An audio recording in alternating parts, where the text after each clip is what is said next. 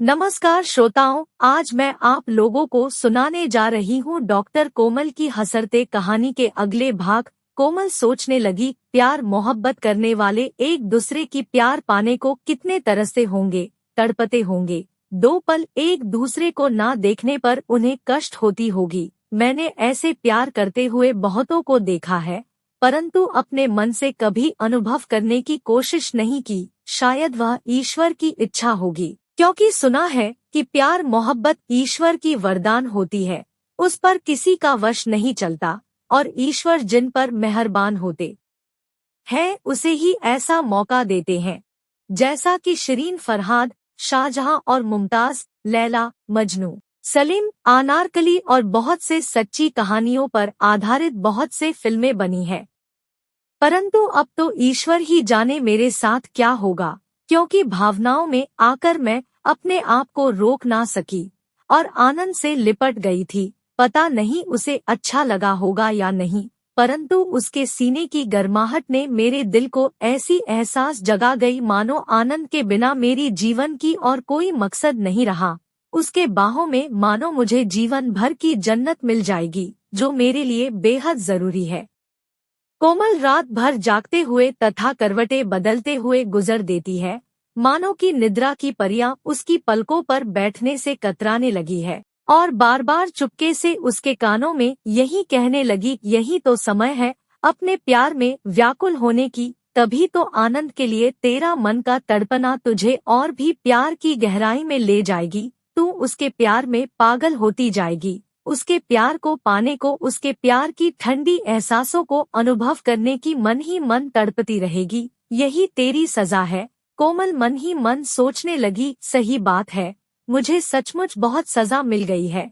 बिना मतलब के मैं अपनी माँ की बातों में आकर न केवल आनंद को दुख दिया, उसके परिवार वालों के मन को भी बहुत कष्ट पहुँचाई है, जो मेरी बहुत बड़ी भूल थी। और समय आने पर सभी को अपनी भूलों की प्रायश्चित करना ही पड़ता है, जो मैं कर रही हूँ और करना भी चाहिए। परंतु जब मेरी माँ को पता चलेगा एक बार के लिए तो आग बबूला हो जाएगी। पता नहीं पापा जी ने किस तरह से समझा बुझाकर शांत करके रखे होंगे। शायद उन्होंने कुछ ऐसी वैसी बातें कहकर समझा दिया होगा। इन सब मामले में पिताजी को एक्सपीरियंस है, परंतु एक ही कमजोरी है कि कभी कभी माँ के गुस्से के आगे अपने आप को सरेंडर करते हुए हथियार डाल देते हैं और माँ जी जो कहती है उसे ही सही मानकर अपनी मन को तसल्ली देते हैं, जो नहीं होना चाहिए। दामोदर भैया के समय भी कुछ ऐसा ही हुआ था, परंतु भैया के जीत के कारण माँ को मानना पड़ा,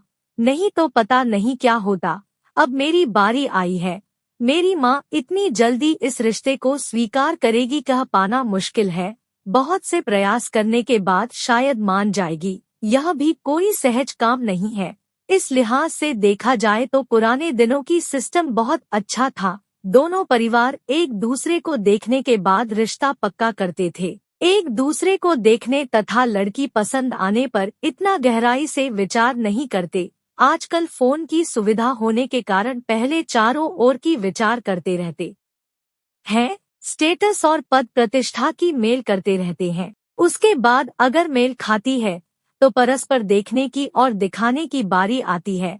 ऐसे में पद प्रतिष्ठा के मेल करते करते जीवन की दशा ही बदल जाती है, जैसा कि आकांक्षा के साथ हुई थी। खैर, अब देखते हैं बात कहाँ तक पहुँचती है। आनंद के माता पिता तो मुझे बहू के रूप में तब भी स्वीकार करना चाहते थे, शायद आज भी चाहेंगे, परंतु आनंद क्या कहेगा कुछ कह नहीं सकते। शायद उसका व्यवहार में कुछ नकारात्मकता दिखे, कुछ कह नहीं सकते। परंतु हमारे बीच प्यार मोहब्बत वाली विषय तो कभी नहीं रही कि वह पूर्ण रूप से उतावला होकर उत्साह दिखाएगा। यह तो एक प्रकार से कह सकते हैं कि टूटे रिश्ते को जोड़ने की कवायद चल रही है, परंतु इतना जल्दी सभी लोग आपसी गिला शिकवा को छोड़कर मेरे साथ अपने बेटे की शादी करवाने को राजी होंगे, इस पर भी संदेह होना वाजिब है। रात किसी भी तरह बीत गया। सुबह उठकर आनंद अपने ड्यूटी में जाने को तैयार होता है और सोचने लगा, कोमल को क्या कहूँ, कल रात को यही कोई घंटे भर ही तो बात हुई है, आज मुझे ड्यूटी में जाना जरूरी है। मैं उसे टाइम नहीं दे पाऊंगा, पता नहीं क्या सोचेगी।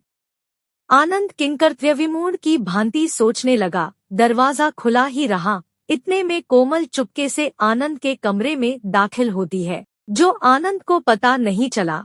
ऐसे में कोमल खुद ही बात शुरू करते हुए कहती है, गुड मॉर्निंग डॉक्टर आनंद। आनंद झिझकते हुए लहजे में जवाब देते हुए कहता है, गुड मॉर्निंग कोमल, कैसी हो?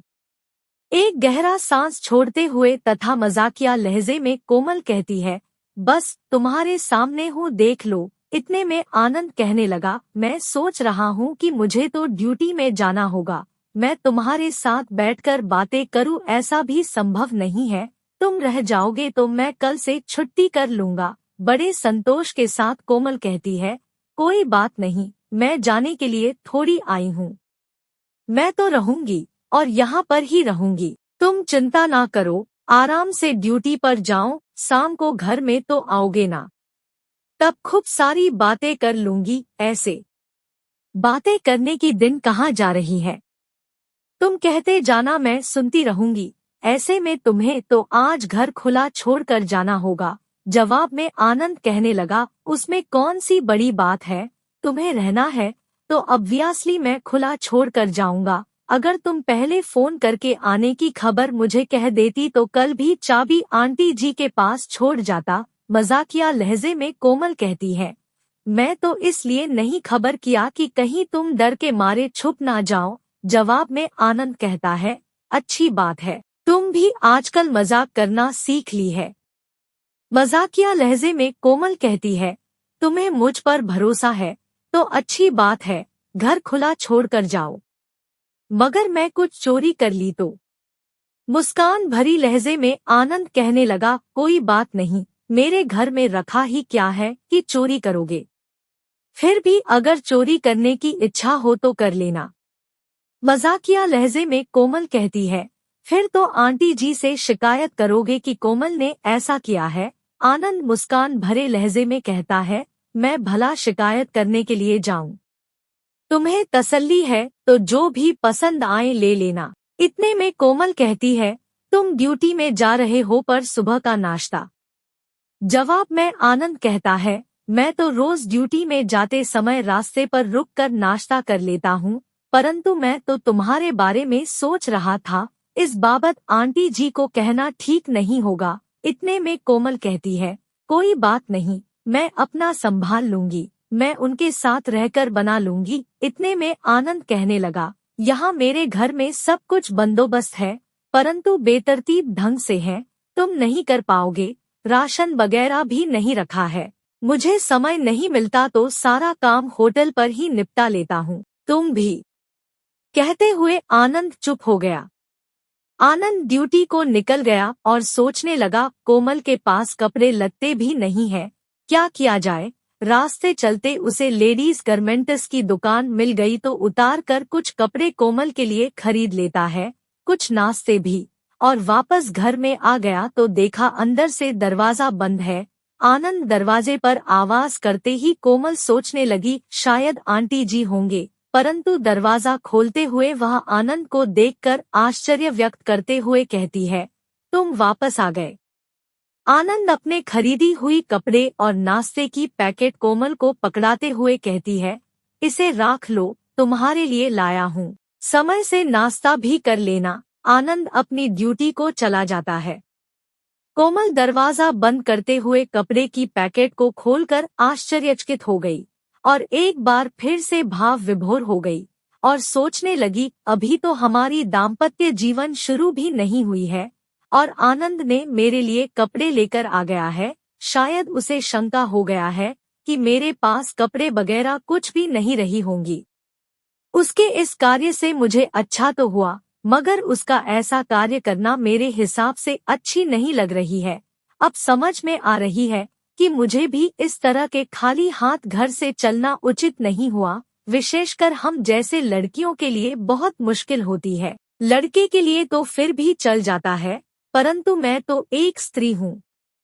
काफी देर तक कोमल आनंद को लेकर भावनाओं में खोई रही और अपनी प्यार तथा भविष्य को लेकर तरह तरह की भावनाओं में खोई रहती है। समाप्त। कहानी के अगले भाग के लिए हमारे साथ बने रहिए। धन्यवाद।